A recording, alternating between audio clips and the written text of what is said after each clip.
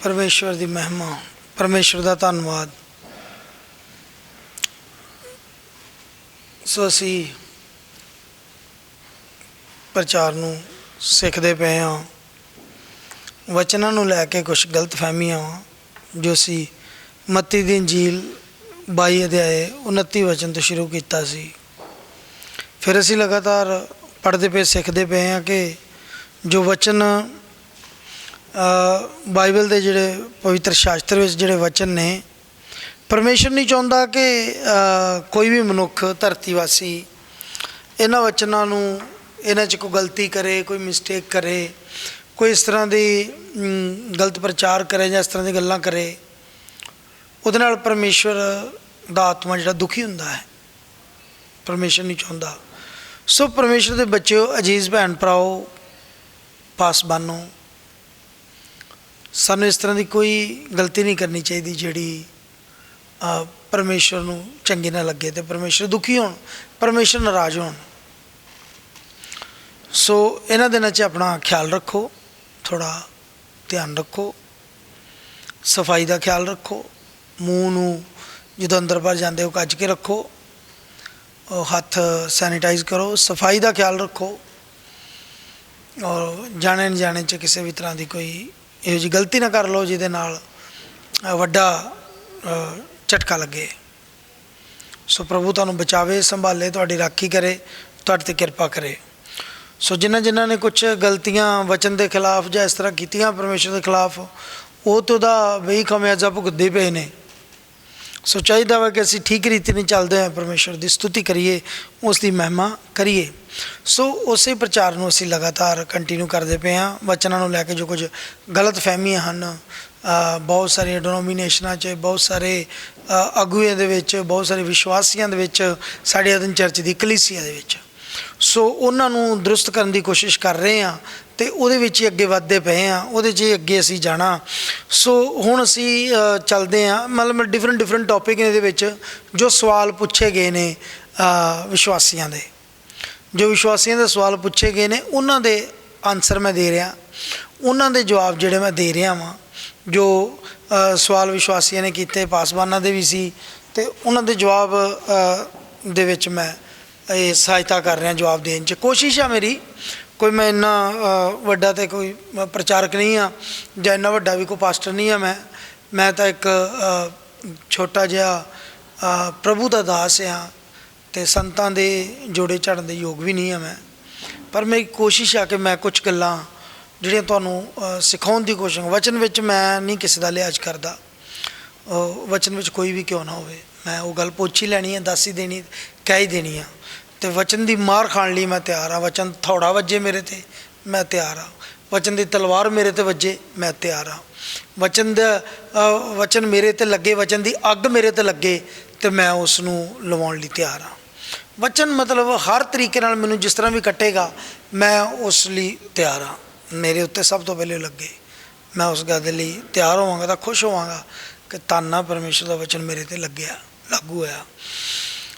सो अगे फिर इस टॉपिक नूं वधाउंदे हां कि लाड़ी दे उत्ते थोड़े सवाल हुंदे ने, लाड़ी लाड़े दे बारे, जो आत्मिक दुल्हन आ, जिहड़ी आत्मिक लाड़ी है परमेश्वर की लाड़ी, उहदे बारे थोड़े सवाल जवाब चल रहे सी। उहदा भी जवाब इहदे नाल ही, इहदे विच ही आ जावे, सही प्रॉपर आ जावे। प्रकाश दी पोथी 21 अध्याय 9 वचन, प्रकाश दी पोथी 21 अध्याय 9 वचन।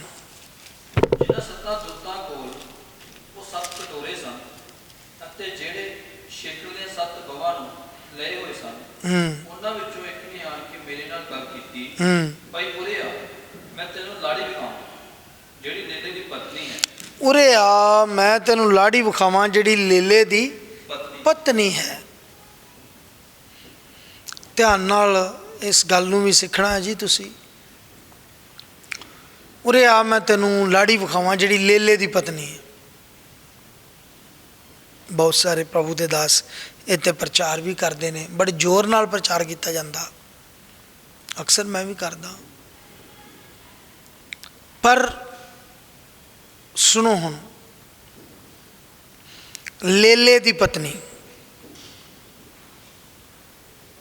ਕਿਉਂ ਉਹਨੂੰ ਲੇਲਾ ਹੀ ਕਿਉਂ ਕਿਹਾ ਗਿਆ ਕਿ ਲੇਲੇ ਦੀ ਪਤਨੀ ਮੈਂ ਵਿਖਾਵਾਂ ਤੈਨੂੰ। ਮੇਮਣਾ ਉਹ ਲੇਲਾ ਉਹਦੀ ਪਤਨੀ। ਮੇਮਣੇ ਦੀ ਪਤਨੀ ਬਘਿਆੜ ਨਹੀਂ ਹੋ ਸਕਦੀ, ਸ਼ੇਰਨੀ ਨਹੀਂ ਹੈ। ਇੱਥੇ ਮੇਮਣੇ ਦੀ ਜਿਹੜੀ ਪਤਨੀ ਆ, ਲੇਲੇ ਦੀ ਪਤਨੀ ਆ, ਉਹ ਫੀਮੇਲ ਹੀ ਲੇਲਾ ਵਾ, ਫੀਮੇਲ ਹੀ ਮੇਮਣਾ ਬਣੇਗਾ। ਇਹ ਗੱਲ ਦਾ ਖਿਆਲ ਰੱਖਣਾ। ਜੇ ਲਾੜੇ ਨੇ ਆਪਣੇ ਆਪ ਨੂੰ, ਪਰਮੇਸ਼ਰ ਨੇ ਆਪਣੇ ਆਪ ਨੂੰ ਮੇਮਣਾ ਕਹਿ ਕੇ ਸੰਬੋਧਨ ਕੀਤਾ ਹੈ, ਮੇਮਣਾ ਕਹਿ ਕੇ ਗੱਲ ਕੀਤੀ ਹੈ, ਲੇਲਾ ਕਹਿ ਕੇ ਆਪਣੇ ਆਪ ਨੂੰ ਕਿਹਾ ਹੈ, ਤਾਂ ਫਿਰ ਜਿਹੜੀ ਦੁਲਹਨ ਆ, ਜਿਹੜੀ ਲਾੜੀ ਆ, ਪਹਿਲੀ ਗੱਲ ਤੇ ਉਹ ਵੀ ਕੀ ਹੋਣੀ ਚਾਹੀਦੀ ਆ, ਉਹ ਵੀ ਫੀਮੇਲ ਮੇਮਣਾ ਹੀ ਹੋਣਾ ਚਾਹੀਦਾ, ਫੀਮੇਲ ਲੇਲਾ ਹੀ ਹੋਣਾ ਚਾਹੀਦਾ, ਜਿਹੜੀ ਕਲੀਸਿਆ ਵਾ, ਜਿਹੜੀ ਦੁਲਹਨ ਆ। ਹੁਣ ਯਾਦ ਰੱਖੋ, ਇਹਦੇ ਵਿੱਚ ਇੱਕ ਭੇਤ ਸਿੱਖਣ ਵਾਲੀ ਗੱਲ ਇਹ ਆ ਜ਼ਰੂਰੀ, ਕਿ ਜਿਹੜਾ ਦੁਲਹਾ ਵਾ ਪਰਮੇਸ਼ਵਰ, ਤੇ ਅਸੀਂ ਜਿਹੜੀ ਸਾਰੀ ਕਲੀਸਿਆ ਵਾ, ਮੇਲ ਨਾਲ ਮੇਲ ਤੇ ਵਿਆਹ ਕਰਾ ਨਹੀਂ ਸਕਦਾ। ਤੇ ਫਿਰ ਕਲੀਸਿਆ ਨੂੰ ਦੁਲਹਨ ਕਹਿ ਕੇ ਕਿਉਂ ਸੰਬੋਧਨ ਕੀਤਾ? ਪਹਿਲੀ ਗੱਲ ਇਹਦੇ 'ਚ ਇਹ ਹੈ ਕਿ ਜਿਹੜੀ ਕਲੀਸਿਆ ਵਾ ਉਹ ਲਾੜੇ ਦੀ ਹੀ ਹੋਣੀ ਚਾਹੀਦੀ ਹੈ, ਦੁਲਹਨ ਦੀ। ਇੱਕੋ ਕਲੀਸਿਆ, ਇੱਕੋ ਬਪਤਿਸਮਾ, ਇੱਕੋ ਵਿਸ਼ਵਾਸ ਆ, ਇੱਕੋ ਪਰਮੇਸ਼ਰ, ਇੱਦਾਂ ਕਰਕੇ ਬਾਈਬਲ ਵਿੱਚ ਸੰਬੋਧਨ ਆ। ਤੇ ਦੁਲਹਨ ਵੀ ਇੱਕੋ ਹੀ ਆ। ਬਾਈਬਲ ਦੇ ਵਿੱਚ ਜ਼ਿਕਰ ਆਉਂਦਾ, ਬਾਈਬਲ ਦੇ ਵਿੱਚ ਇਸ ਤਰ੍ਹਾਂ ਲਿਖਿਆ ਵਾ, ਬੜਾ ਸਾਫ਼, ਬੜਾ ਸਪਸ਼ਟ ਕਰਕੇ ਸਮਝਾਇਆ। ਇੱਥੇ ਲਿਖਿਆ 2 ਕੁਰਿੰਥੀਆਂ 11 ਪਾਠ ਉਹਦੀ 2 ਵਚਨ। 2 ਕੁਰਿੰਥੀਆਂ 11 ਪਾਠ ਉਹਦਾ 2 ਵਚਨ। ਤੁਹਾਡੇ ਲਈ ਮੇਰੀ ਅਣਖ ਪਰਮੇਸ਼ਰ ਜਿਹੀ ਅਣਖ ਹੈ। ਹਾਂਜੀ, ਇਸ ਲਈ ਜੋ ਮੈਂ ਇੱਕੋ ਹੀ ਪਤੀ, ਸੁਣੋ, ਇਸ ਲਈ ਜੋ ਮੈਂ ਇੱਕੋ ਹੀ ਪਤੀ ਨਾਲ ਤੁਹਾਡੀ ਕੁਰਬਾਨੀ ਕੀਤੀ। ਹਾਂ, ਇੱਕੋ ਹੀ ਪਤੀ ਨਾਲ ਤੁਹਾਡੀ ਕੁੜਮਾਈ ਕੀਤੀ। ਭਾਈ ਤੁਹਾਨੂੰ ਪਾਕ ਕੁਆਰੀ ਵਾਂਗੂ ਮਸੀਹ ਦੇ ਅਰਪਣ ਕਰ, ਮਸੀਹ ਦੇ ਅਰਪਣ ਕਰਾਂ। ਹੁਣ ਸੁਣੋ ਜੀ, ਸੁਣਨ ਵਾਲੀ ਗੱਲ ਇਹ ਆ, ਜਿਹੜੀ ਕਲੀਸਿਆ ਵਾ, ਜਿਹੜੀ ਦੁਲਹਨ ਆ, ਉਹ ਇੱਕ ਤੇ ਉਹ ਪਾਕ, ਤੇ ਦੂਸਰਾ ਨੰਬਰ ਤੇ ਉਹ ਕੁਆਰੀ ਹੋਣੀ ਚਾਹੀਦੀ ਹੈ। ਪਾਕ ਤੇ ਕੁਆਰੀ, ਪਵਿੱਤਰ ਉਹਨੂੰ ਹੋਣੀ ਚਾਹੀਦੀ ਆ, ਤੇ ਕੁਆਰਾਪਨ ਉਹਦੇ ਵਿੱਚ ਹੋਣਾ ਚਾਹੀਦਾ। ਉਹ ਕੁਆਰਾਪਨ ਕੀ ਆ? ਜਿਹੜੀ ਕਿਸੇ ਦੂਸਰੇ ਦੇਵੀ ਦੇਵਤੇ ਨਾਲ ਉਹਦਾ ਸੰਬੰਧ ਨਾ ਹੋਵੇ। ਦੁਲਹਨ ਉਹ ਵਾ, ਅਸਲੀ ਕਲੀਸਿਆ ਉਹ ਆ ਜਿਹੜੀ ਸਿਰਫ ਆਪਣੇ ਪਰਮੇਸ਼ਰ ਦੀ ਆ, ਆਪਣੇ ਉਸੇ ਦੁਲੇ ਦੀ ਆ, ਉਹ ਦੂਸਰੇ ਦੀ ਨਾ ਹੋਵੇ। ਯਾਦ ਰੱਖੋ, ਕਲੀਸਿਆ ਵੀ ਲਾੜਾ ਹੀ ਚੁਣਦਾ ਵਾ। ਇੱਥੇ ਕਲੀਸਿਆ ਵੀ ਜਿਹੜਾ ਵਾ, ਉਹ ਜਿਹੜੀ ਕਲੀਸਿਆ ਨੂੰ, ਜਿਹੜੀ ਲਾੜੀ ਦੀ ਜਿਹੜੀ ਚੋਣ ਹੋ ਰਹੀ ਆ, ਉਹ ਵੀ ਲਾੜਾ ਹੀ ਚੁਣ ਰਿਹਾ ਨੂੰ। ਇੱਥੇ ਵਧੀਆ, ਪਵਿੱਤਰ, ਸ਼ੁੱਧ, ਨਿਸ਼ਕਲੰਕ ਦੁਲਹਨ ਹੋਣੀ ਚਾਹੀਦੀ ਹੈ। ਕੁਆਰੀ ਦੁਲਹਨ ਹੋਣੀ ਚਾਹੀਦੀ ਹੈ, ਜਿਹਦਾ ਸੰਬੰਧ ਕਿਸੇ ਦੇਵੀ ਦੇਵਤੇ ਦੇ ਨਾਲ ਨਾ ਹੋਵੇ, ਪਲੀਤ ਨਾ ਹੋਈ ਹੋਵੇ, ਮੂਰਤੀਆਂ ਦੇ ਨਾਲ, ਮੂਰਤੀਆਂ ਦੇ ਚੜਾਵਿਆਂ ਦੇ ਨਾਲ। ਉਹਦਾ ਕੋਈ ਦੂਸਰਾ ਪਰਮੇਸ਼ਰ ਪਤੀ ਨਾ ਹੋਵੇ, ਉਹਦਾ ਇੱਕੋ ਹੀ ਪਤੀ ਪਰਮੇਸ਼ਰ ਹੋਵੇ। ਦੂਸਰੀ ਗੱਲ ਇਹ ਆ ਕਿ ਜਿਵੇਂ ਲਾੜਾ ਲਾੜੀ ਨੂੰ ਵਿਆਹ ਕੇ ਲੈ ਜਾਂਦਾ, ਤਿਵੇਂ ਪਰਮੇਸ਼ਰ ਆਪਣੀ ਕਲੀਸਿਆ ਨੂੰ ਆਪਣੇ ਨਾਲ ਲੈ ਜਾਵੇਗਾ। ਦੂਸਰੀ ਗੱਲ ਇਹ ਆ, ਪਰਮੇਸ਼ਵਰ ਦੇ ਵਚਨ ਵਿੱਚ ਇਹ ਗੱਲ ਬੜੀ ਸਾਫ਼ ਤੇ ਸਪਸ਼ਟ ਸਿਖਾਈ ਆ। ਤੁਸੀਂ ਯਸ਼ਾਇਆ ਦੀ ਪੋਥੀ ਉਹਦਾ 62 ਅਧਿਆਇ ਉਹਦੀ 5 ਵਚਨ ਨੂੰ ਪੜ੍ਹ ਕੇ ਦੇਖੋ। ਐਕਚੁਅਲੀ 'ਚ ਮਤਲਬ ਕੀ ਹੈ, ਐਕਚੁਅਲੀ 'ਚ ਕਹਿਣਾ ਕੀ ਚਾਹੁੰਦੇ ਨੇ। ਜਿਵੇਂ ਜਵਾਨ ਕੁਆਰੀ ਨੂੰ ਵਿਆਹ ਲੈਂਦਾ ਹੈ, ਤਿਵੇਂ ਤੇਰੇ ਬਣਾਉਣ ਵਾਲੇ ਤਿਵੇਂ ਤੇਰੇ ਬਣਾਉਣ ਵਾਲੇ ਤੈਨੂੰ ਵਿਆਹ ਲੈਣਗੇ ਅਤੇ ਜਿਵੇਂ ਲਾੜਾ ਲਾੜੀ ਉੱਤੇ ਰੀਝਦਾ ਜਿਵੇਂ ਲਾੜਾ ਲਾੜੀ ਤੇ ਰੀਝਦਾ ਹੈ ਤਿਵੇਂ ਤੇਰਾ ਪਰਮੇਸ਼ਰ ਤੇਰੇ ਉੱਤੇ ਰੀਝੇਗਾ ਤਿਵੇਂ ਤੇਰਾ ਪਰਮੇਸ਼ਰ ਤੇਰੇ ਉੱਤੇ ਰੀਝੇਗਾ। ਕਿਉਂ? ਹੁਣ ਸੁਣੋ, ਪਰਮੇਸ਼ਰ ਨੇ ਜਿਸ ਤਰ੍ਹਾਂ ਇੱਕ ਬੰਦਾ ਬੁੱਢੀ ਨਾਲ ਵਿਆਹ ਕਰਦਾ, ਉਹਨੂੰ ਵਿਆਹ ਕੇ ਆਪਣੇ ਘਰ ਲੈ ਜਾਂਦਾ ਤੇ ਅੱਗੋਂ ਵਗੈਰਾ ਵਗੈਰਾ ਜੋ ਵੀ ਸਾਰੇ ਸੰਬੰਧ ਉਹਦੇ ਹੁੰਦੇ ਨੇ। ਪਹਿਲੀ ਗੱਲ ਤੇ ਪਰਮੇਸ਼ਰ ਦਾ ਵਿਆਹ ਨਹੀਂ ਹੁੰਦਾ, ਧਿਆਨ ਦੇਣ ਯੋਗ ਗੱਲ ਆ। ਐਗਜ਼ੈਂਪਲ ਵਾ ਇੱਕ ਸੰਗਤ ਨਾਲ, ਇੱਕ ਉਦਾਹਰਣ ਵਾ ਇੱਕ ਸੰਗਤ ਨਾਲ। ਪਰਮੇਸ਼ਰ ਉਹ ਵਾ ਜਿਹਦਾ ਵਿਆਹ ਨਹੀਂ ਹੁੰਦਾ, ਜਿਹੜਾ ਵਿਆਹ ਨਹੀਂ ਜਾਂਦਾ। ਜਿਹੜਾ ਖੁਦਾ ਵਾ, ਜਿਹੜਾ ਖੁਦ ਆਪੇ ਆਇਆ, ਜਿਹੜਾ ਪਰਮ ਆਤਮਾ ਵਾ, ਪਰਮੇਸ਼ਰ ਆਤਮਾ ਵਾ, ਉਹਨੂੰ ਵਿਆਹ ਦੀ ਲੋੜ ਨਹੀਂ ਹੈ। ਜੇ ਉਹਨੇ ਵਿਆਹ ਹੀ ਕਰਾਉਣਾ ਵਾ ਤੇ ਸਾਨੂੰ ਠੀਕ ਬਣਾ ਕੇ ਚੰਗਾ ਕਰਕੇ ਤੇ ਫਿਰ ਲਾੜੀ ਬਣਾ ਕੇ ਤੇ ਫਿਰ ਵਿਆਹ ਕਰੇਗਾ। ਕਿ ਉਹਨੂੰ ਕੋਈ ਉਹਨੂੰ ਲਾੜੀ ਨਹੀਂ ਮਿਲਦੀ ਹੋਰ ਚੰਗੀ, ਉਹਨੂੰ ਖੂਬਸੂਰਤ। ਬਾਈਬਲ 'ਚ ਤੇ ਯਰੂਸ਼ਲਮ ਨੂੰ ਵੀ ਲਾੜੀ ਕਿਹਾ, ਕਹਿੰਦਾ ਮੈਂ ਤੈਨੂੰ ਲਾੜੀ ਵਿਖਾਵਾਂ ਲੇਲੇ ਦੀ।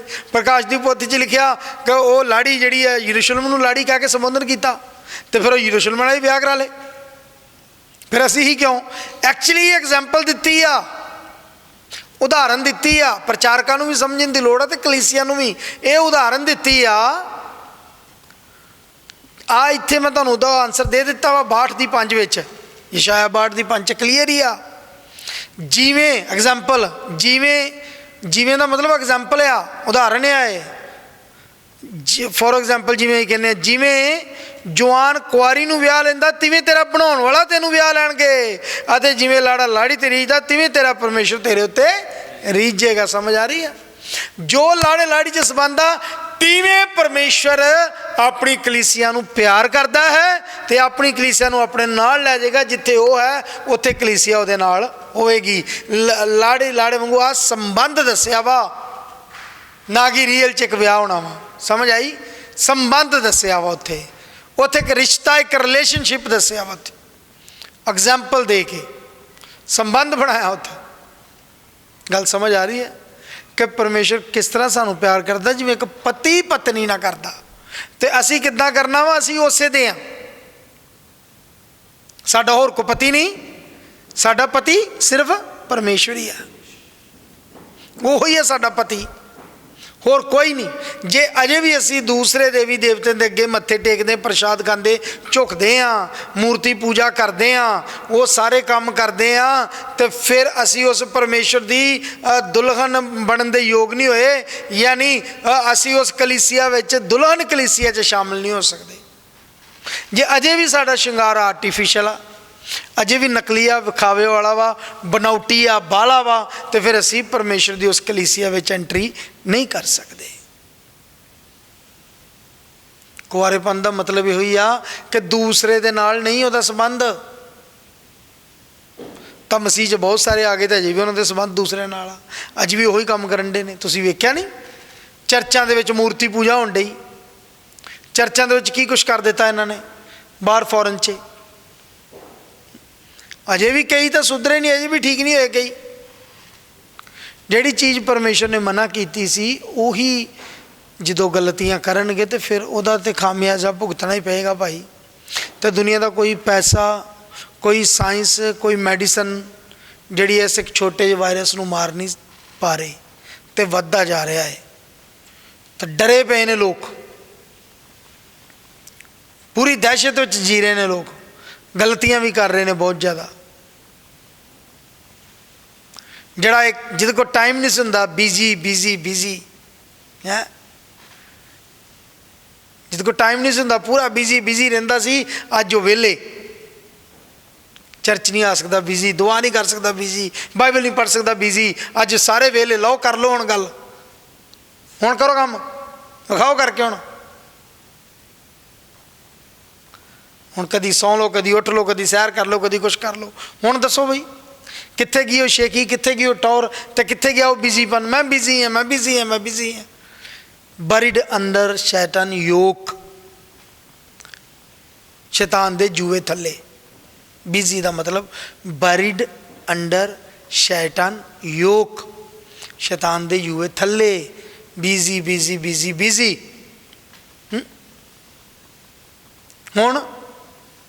ਹੁਣ ਟਾਈਮ ਹੈਗਾ, ਰੱਬ ਦਾ ਨਾਮ ਲੈਂਦਾ ਕਿ ਨਹੀਂ ਅਜੇ ਵੀ? ਚਲੋ ਹਿਲਾਉਣ ਵਾਸਤੇ ਤਾਂ ਰੱਬ ਕੋਲ ਬੜੇ ਤਰੀਕੇ ਨੇ, ਉਹ ਹਿਲਾ ਦੇਗਾ, ਉਹ ਸਮਝਾ ਦੇਗਾ, ਉਹ ਕਰ ਦੇਗਾ ਸਿੱਧਾ, ਕਰ ਦੇਗਾ ਠੀਕ, ਜਾਚ ਆ ਉਹਨੂੰ ਕਰਨ ਦੀ, ਕਿਉਂਕਿ ਉਹ ਤਾਂ ਰਾਜਿਆਂ ਦਾ ਰਾਜਾ ਤੇ ਪ੍ਰਭੂ ਦੇ ਪ੍ਰਭੂ ਆ, ਸ੍ਰਿਸ਼ਟੀ ਕਰਤਾ, ਉਹ ਸਰਵ ਸ਼ਕਤੀਮਾਨ, ਸਰਵ ਵਿਆਪੀ, ਸਰਵ ਉਪਮਾਯੋਗ। ਉਹ ਜੇ ਦਿਆਲੂ ਪਰਮੇਸ਼ਰ ਆ ਤੇ ਉਹ ਲਿਖਿਆ, ਉਹ ਜਿਉਂਦੇ ਪਰਮੇਸ਼ਰ ਦੇ ਹੱਥਾਂ 'ਚ ਪੈਣਾ ਭਿਆਨਕ ਗੱਲ ਹੈ ਲਿਖਿਆ। ਜਲਜਲਾਹਟ ਕਰਨ ਵਾਲਾ ਵੀ ਆਓ, ਜੇ ਤੁਸੀਂ ਆਮੋਸ 'ਚ ਪੜ੍ਹਦੇ ਹੋ ਤੇ ਆਮੋਸ ਦੀ ਪੋਥੀ 'ਚ। ਮਤਲਬ ਕਹਿਣ ਦਾ ਇਹ ਆ ਕਿ ਸੁਣੋ ਜੀ, ਇਸ ਚੀਜ਼ਾਂ ਨੂੰ ਗਲਤ ਮੁਲਤ ਬੜਾ ਲੋਕਾਂ ਨੇ ਕਰ ਦਿੱਤਾ, ਬੜਾ ਕੁਛ ਇਸ ਦੇ ਵਿੱਚ ਮਿਸਟੇਕਾਂ ਕਰ ਦਿੱਤੀਆਂ, ਬੜੀਆਂ ਖਰਾਬੀਆਂ ਕਰ ਦਿੱਤੀਆਂ ਲੋਕਾਂ ਨੇ। ਤੁਸੀਂ ਅੱਜ ਤੋਂ ਕੁਛ ਸਾਲ ਪਿੱਛੇ ਜਾਓਗੇ ਤੇ ਇੱਕ ਫਿਲਮ ਆਈ ਸੀਗੀ ਦ ਡਾ Vinci code, the Da Vinci Code film ਆਈ ਸੀ ਇੱਕ। ਡੈਨ ਬਰਾਊਨ ਨੇ ਉਹ ਫਿਲਮ ਡਾਇਰੈਕਟ ਕੀਤੀ ਸੀ, ਉਹਨੇ ਬਣਾਈ ਸੀ। ਉਹਨੇ ਕਿਹਾ ਮੈਂ ਬਹੁਤ ਵੱਡੀ ਖੋਜ ਕੀਤੀ ਇਤਿਹਾਸ ਦੀ, ਬਹੁਤ ਵੱਡੀ। ਉਸ ਫਿਲਮ ਦੇ ਵਿੱਚ, ਚਲੋ ਉਸ ਫਿਲਮ 'ਤੇ ਬੈਨ ਹੋ ਗਿਆ, ਉਹਨੇ ਬਾਅਦ 'ਚ ਮਾफ़ੀ ਵੀ ਮੰਗੀ ਡੈਨ ਬਰਾਊਨ ਨੇ, TV ਚੈਨਲਾਂ 'ਤੇ ਅਮਰੀਕਾ 'ਤੇ ਸਭ ਉਸਨੇ ਖੜੇ ਹੋ ਕੇ ਉਸਨੇ ਮਾफ़ੀ ਮੰਗੀ। ਉਹਦੇ ਨਾਲ 2-3 ਬੰਦੇ ਹੋਰ ਸ਼ਾਮਿਲ ਸੀ, ਰੋਮਨ ਕੈਥੋਲਿਕ ਦੇ ਫਾਦਰ ਸ਼ਾਮਿਲ ਸੀ ਉਹਦੇ ਵਿੱਚ। ਉਹਨਾਂ ਨੇ ਉਹਦੀ ਹੈਲਪ ਕੀਤੀ, ਉਸ ਬੰਦੇ ਦੀ ਪੂਰੀ ਮਦਦ ਕੀਤੀ ਇਸ ਦੇ ਵਿੱਚ। ਨੈਸ਼ਨਲ ਜੋਗ੍ਰਾਫਿਕ ਤੋਂ ਪ੍ਰੋਗਰਾਮ ਹੁੰਦਾ ਰਿਹਾ। ਫਿਲਮ ਦਾ ਨਾਮ ਆ ਦਾ ਵਿੰਚੀ ਕੋਡ। ਉਹ ਸ਼ਾਇਦ ਹੁਣ ਤੁਹਾਨੂੰ ਨੈੱਟ 'ਤੇ ਨਹੀਂ ਮਿਲਣੀ, ਜਾਂ ਕਿਸੇ ਨੇ ਸ਼ਾਇਦ ਉਹ DVD ਸਾਂਭੀ ਹੋਵੇ ਤਾਂ ਸ਼ਾਇਦ ਉਹ ਕੋਲ ਮਿਲੂਗੀ, ਮੈਨੂੰ ਪਤਾ ਨਹੀਂ ਹੈ, ਸ਼ੋਰ ਨਹੀਂ ਹੈ ਮੈਂ ਕਿ ਉਹ ਨੈੱਟ 'ਤੇ ਮਿਲੂਗੀ ਕਿ ਨਹੀਂ ਮਿਲੀ। ਪਰ ਉਹਦੇ ਵਿੱਚ ਗਲਤੀ ਕੀ ਸੀ, ਉਹਨੇ ਯਿਸੂ ਮਸੀਹ ਦਾ ਵਿਆਹ ਕਰ ਦਿੱਤਾ ਉਹਦੇ 'ਚ। ਗੱਲ ਵਿਆਹ ਦੀ ਚੱਲਦੀ ਪਈ ਨਾ, ਲਾੜੀ ਦੀ, ਉਹਦੇ 'ਚ ਉਹਨੇ ਯਿਸੂ ਮਸੀਹ ਦਾ ਵਿਆਹ ਕਰ ਦਿੱਤਾ ਤਾਂ ਉਹਨੇ। 'ਚ ਬੜੇ ਉਹਨੇ ਉਹਦੇ 'ਚ ਰੈਫਰੈਂਸ ਦਿੱਤੇ ਆ, ਬਾਅਦ 'ਚ ਉਹਨੇ ਮਾफ़ੀ ਮੰਗੀ, ਉਹਦੇ ਜਵਾਬ ਵੀ ਮਿਲੇ, ਬਹੁਤ ਸਾਰੇ ਵੱਡੇ ਵੱਡੇ ਵਿਦਵਾਨਾਂ ਨੇ ਜਵਾਬ ਦਿੱਤੇ ਪੜ੍ਹ ਕੇ, ਉਹਦੀਆਂ ਗਲਤੀਆਂ ਦੁਹਰਾਈਆਂ, ਉਹਦੀਆਂ ਗਲਤੀਆਂ ਨੂੰ ਉਹਨੇ ਮਾफ़ੀ ਮੰਗ ਲਈ ਕਿ ਮੈਂ ਗਲਤ ਸੀ, ਮੇਰੀ ਸੋਚ ਗਲਤ ਸੀ, ਮੈਂ ਕੁਛ ਹੋਰ ਸੋਚ ਰਿਹਾ, ਗਲਤ ਤਰੀਕੇ ਨਾਲ ਉਹਦਾ ਦਿਮਾਗ ਜਿਹੜਾ ਚੱਲ ਗਿਆ। ਬਾਅਦ 'ਚ ਉਹਨੇ ਉਸ ਚੀਜ਼ ਨੂੰ ਦਰੁਸਤ ਕਰਨ ਦੀ ਕੋਸ਼ਿਸ਼ ਕੀਤੀ, ਪਰ ਇੱਕ ਵਾਰੀ ਉਹਨੇ ਇਤਿਹਾਸ ਦੇ ਵਿੱਚ ਇੱਕ ਇਹੋ ਜਿਹੀ ਗਲਤੀ ਕਰ ਛੱਡੀ ਜਿਹੜੀ ਉਹਦੀ ਸਮਝ 'ਚ ਨਹੀਂ ਆਈ। ਉਹਨੇ ਇੱਕ ਪਿਕਚਰ ਤੋਂ ਉਹਨੇ ਬਣਾ ਦਿੱਤੀ, ਉਹਨੇ ਹੋਲੀ ਗ੍ਰੇਲ ਦਾ ਹੋਰ ਹੀ ਮਤਲਬ ਕੱਢ ਲਿਆ। ਉਹਨੇ ਜਿਹੜੇ ਨਾਈਟ ਟੈਂਪਲਰ ਸੀ ਜਿਹੜੇ, ਉਹਨਾਂ ਦਾ ਮਤਲਬ ਵੀ ਕੁਛ ਹੋਰ ਕੱਢ ਲਿਆ ਉਹਨਾਂ ਨੇ। ਕਿ ਕਿਹੜੀ ਸਰਚ ਕੀਤੀ, ਮੈਂ ਉਸ ਬੁੱਕ ਨੂੰ ਬੜਾ ਪੜ੍ਹਿਆ, ਹੁਣ ਤਾਂ ਮੈਨੂੰ ਪ੍ਰੋਪਰ ਯਾਦ ਨਹੀਂ ਹੈ, ਪਰ ਅੱਜ ਗੱਲ ਯਾਦ ਆ ਗਈ। ਮੈਂ ਪ੍ਰੋਪਰ ਫਿਰ ਹੁਣ ਪੜ੍ਹਿਆ ਹੁੰਦਾ ਤਾਂ ਮੈਂ ਤੁਹਾਨੂੰ ਉਹਦੀ ਕਲੀਅਰ ਕਰਕੇ ਮੈਂ ਜ਼ਿਆਦਾ ਦੱਸਣਾ, ਪਰ ਹੁਣ ਮੈਨੂੰ ਯਾਦ ਨਹੀਂ ਹੈ। ਉਹ ਤਾਂ ਸ਼ਾਇਦ 2003 ਦੀ ਆ, ਮੇਰਾ ਅੰਦਾਜ਼ਾ ਵਾ ਕਿ ਸ਼ਾਇਦ ਉਹ 2003 'ਚ ਆਈ ਸੀ ਉਹ ਮੂਵੀ। ਡੈਨ ਬਰਾਊਨ ਉਹਦਾ ਸੀਗਾ ਉਹਨੂੰ ਬਣਾਉਣ ਵਾਲਾ। ਤਾਂ ਮਤਲਬ ਕਹਿਣ ਦਾ ਕਿ ਉਹਨੇ ਕਿੱਡੀ ਵੱਡੀ ਗਲਤਫਹਿਮੀ ਕਰਕੇ ਤਾਂ ਉਹਨੇ ਵਿਆਹ ਕਰ ਦਿੱਤਾ ਯਿਸੂ ਮਸੀਹ ਦਾ। ਇੱਥੋਂ ਤੱਕ ਉਹਨੇ ਉਹਦੀ ਇੱਕ ਬੇਟੀ ਵੀ ਦੱਸਤੀ। ਉਹਨੇ ਯਿਸੂ ਮਸੀਹ ਦਾ ਬਲੱਡ ਜਿਹੜਾ ਹੋਲੀ ਗ੍ਰੇਲ, ਜਿਹੜਾ ਮੈਰੀ ਮੈਗਡਲੀਨ ਜਾਂ ਨਾਈਟ ਟੈਂਪਲਰ ਸੀ ਜਿਹੜੇ, ਉਹਨਾਂ ਨੇ ਜਿਹੜੇ ਸਾਂਭ ਕੇ ਰੱਖਿਆ ਸੀ ਬਲੱਡ ਯਿਸੂ ਮਸੀਹ ਦਾ ਪਿਆਲੇ 'ਚ, ਉਹਨੇ ਕਿਹਾ ਕਿ ਉਹ ਪਿਆਲਾ ਮਰੀਅਮ ਮੈਗਦਲੀਨੀ ਦਾ ਪੇਟ ਆ, ਅਤੇ ਉਹ ਬਲੱਡ ਉਹਦੇ ਵਿੱਚ ਉਹਨੇ ਸਾਂਭ ਲਿਆ। ਯਾਨੀ ਉਹਦਾ ਯਿਸੂ ਮਸੀਹ ਨਾਲ ਸੰਬੰਧ ਸੀ, ਉਹਨੇ ਵਿਆਹ ਕਰ ਲਿਆ ਅਤੇ ਉਹ ਪਿਆਲਾ ਸੀ, ਅਤੇ ਉਹਨੇ ਉਹ ਹੋਰ ਹੀ ਪਾਸੇ ਸਟੱਡੀ ਲੈ ਗਿਆ, ਉਹਦਾ ਦਿਮਾਗ ਹੋਰ ਪਾਸੇ ਚੱਲਿਆ। ਅੱਜ ਦੇ ਜ਼ਮਾਨੇ 'ਚ ਹੀ ਉਹ ਵੀ ਬੜੇ ਲੋਕ ਇਸ ਤਰ੍ਹਾਂ ਦੇ ਹੈਗੇ ਨੇ ਜਿਹੜੇ ਇਸ ਤਰ੍ਹਾਂ ਦੇ ਨਲਾਇਕੀਆਂ ਗਲਤੀਆਂ ਕਰਦੇ ਨੇ, ਇਤਿਹਾਸ ਨਾਲ, ਕੁਦਰਤ ਨਾਲ, ਪਰਮੇਸ਼ਰ ਨਾਲ, ਪ੍ਰਭੂ ਨਾਲ ਛੇੜਛਾੜ ਕਰਨ ਦੇ ਲਈ, ਅਤੇ ਉਸਦਾ ਵਿਆਹ ਕਰ ਦਿੱਤਾ। ਪਰ ਨਹੀਂ, ਜੇ ਇਸ ਤਰ੍ਹਾਂ ਦੀ ਕੋਈ ਗੱਲ ਹੁੰਦੀ ਇਤਿਹਾਸ 'ਚ, ਬਾਈਬਲ ਦੇ ਵਿੱਚ ਪ੍ਰਭੂ ਉਹਦਾ ਜ਼ਿਕਰ ਕਰਦੇ ਤਾਂ ਦੱਸਦੇ ਉਸ ਗੱਲ ਨੂੰ, ਚੇਲੇ ਦੱਸਦੇ। ਲੂਕਾ ਕਿਹੜਾ ਯਿਸੂ ਮਸੀਹ ਦਾ ਚੇਲਾ ਸੀ? ਮਰਕੁਸ ਕਿਹੜਾ ਚੇਲਿਆਂ 'ਚੋਂ ਸੀ? ਨਾ ਲੂਕਾ ਚੇਲਿਆਂ 'ਚੋਂ ਸੀ, ਨਾ ਮਰਕੁਸ ਚੇਲਿਆਂ 'ਚੋਂ ਸੀ। ਇਹ ਤਾਂ ਬਾਹਰੋਂ ਆਏ, ਉਹ ਤਾਂ ਲਿਖ ਹੀ ਸਕਦੇ ਸੀ ਕਲੀਅਰ, ਤਾਂ ਹੋਰ ਵੀ ਬੜੇ ਗ੍ਰੰਥ ਸੀ। ਤਾਂ ਉਹਨੇ ਇਸ ਤਰ੍ਹਾਂ ਦੇ ਕੁਛ ਉਲਟ ਪੁਲਟ ਪ੍ਰੂਫ ਦੇ ਕੇ, ਕੁਛ ਇਹੋ ਜਿਹੀਆਂ ਗੱਲਾਂ ਇਹਨਾਂ ਦੇ ਕੈਥੋਲਿਕ ਫਾਦਰਾਂ ਦੀ ਕੁਝ ਸਹਾਇਤਾ ਲੈ ਕੇ, ਤਾਂ ਉਹਨੇ ਜੋ ਗਲਤ ਉਹਨੇ ਮਤਲਬ ਫਿਲਮ ਬਣਾਈ, ਜੋ ਪੇਸ਼ ਕੀਤਾ, ਉਹਦੀ ਉਹਨੇ ਉਸ ਚੀਜ਼ ਦੀ ਮਾफ़ੀ ਮੰਗੀ। ਉਸ ਚੀਜ਼ ਨੂੰ ਮੁੜ ਕੇ ਫਿਲਮ ਤਾਂ ਚਲੋ ਨਿਕਲ ਗਈ ਸੀ, ਚੱਲ ਗਈ ਸੀ ਉਹ, ਪਰ ਲੋਕਾਂ ਨੇ ਉੱਤੇ ਧਿਆਨ ਨਹੀਂ ਦਿੱਤਾ। ਲੋਕਾਂ ਨੇ ਉਸ ਚੀਜ਼ ਨੂੰ ਰੱਦ ਕਰ ਦਿੱਤਾ ਕਿ ਇਹ ਗੱਲ ਗਲਤ ਆ, ਇਹ ਪਰਮੇਸ਼ਰ ਦੇ ਵਚਨ ਦੇ ਖਿਲਾਫ ਆ। ਯਾਦ ਰੱਖੋ, ਰੱਬ ਦੇ ਵਚਨ ਦੇ ਖਿਲਾਫ ਜਦੋਂ ਵੀ ਕੁਝ ਗਲਤ ਕੋਈ ਕਰੇਗਾ ਤੇ ਫਿਰ ਭਾਈ ਉਹਦਾ